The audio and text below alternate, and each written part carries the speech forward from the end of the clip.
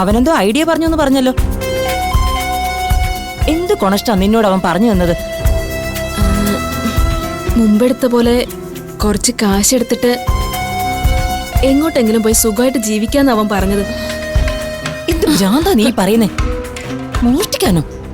ഭ്രാന്തല്ലമ്മേ, യാഥാർത്ഥ്യോ. ദേ പെണ്ണെ, വെളിവും വെള്ളിയാഴ്ച ഇല്ലാത്ത ആ ചെറുക്കൻ പറയുന്നത് കേട്ടിട്ട് എടുത്തു ചാടിയാലേ കുഴപ്പത്തിലാവുന്നത് നീ മാത്രമല്ല. ഒരു കുഴപ്പവും വരില്ലമ്മേ, നമ്മൾ ഇതിനു മുമ്പ് ചെയ്തിട്ടുണ്ടല്ലോ.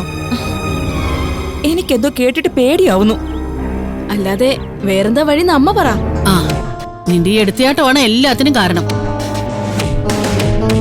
നീ ആദ്യം ഒന്ന് സമാധാനപ്പെടണം. സ്നേഹത്തോടെ ഒന്ന് പെരുമാറാൻ നോക്ക്. എടാ, നിന്റെ ഭാര്യയായിരുന്നില്ലേ അവള്?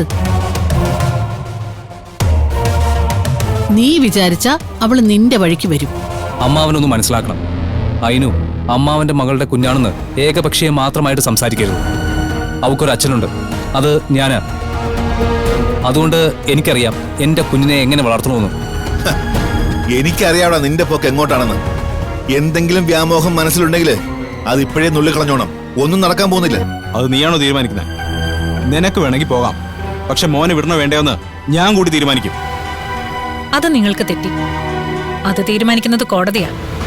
കോടതിയുടെ തീരുമാനം അംഗീകരിക്കാൻ നമ്മൾ രണ്ടുപേരും ഒരുപോലെ ബാധ്യസ്ഥരാ. ഞാൻ വീട്ടിലുള്ള കാര്യം പറയുമ്പോ നീ എന്താ കോടതിയിലുള്ള കാര്യം പറയുന്നേ? ഈ വീട്ടിൽ ഞാൻ തുടരുന്നത് തന്നെ കോടതിയുടെ വാക്കും കാത്ത.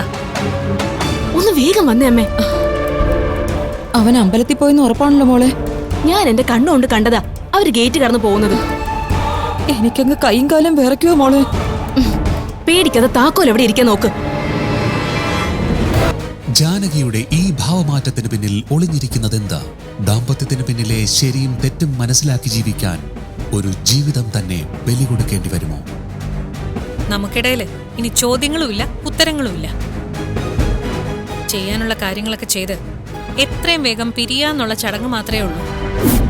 സനീഷിൽ നിന്ന് വേർപിരിയാൻ തയ്യാറായി നിൽക്കുന്ന വസുധ, വസുധയിൽ നിന്നും പണത്തിനു വേണ്ടി തന്ത്രങ്ങൾ മെനയുന്ന ജാനകിയാണ്. അമ്മയുടെ ഉദ്ദേശം ഒന്നേ ഉള്ളു മോനെ, അവളെ നിന്റെ വരുതിയിൽ നിർത്തണം. നീ വിചാരിച്ച അവള് നിന്റെ വഴിക്ക് വരും. സ്നേഹത്തിന്റെയും വാത്സല്യത്തിന്റെയും നൊമ്പരം പേറുന്ന രണ്ട് കുഞ്ഞോമനകൾ, മനസ്സലിയിപ്പിക്കുന്ന കാഴ്ചകളുമായി വസുധ. കാണുക തുടർന്നുള്ള ഭാഗങ്ങളിൽ.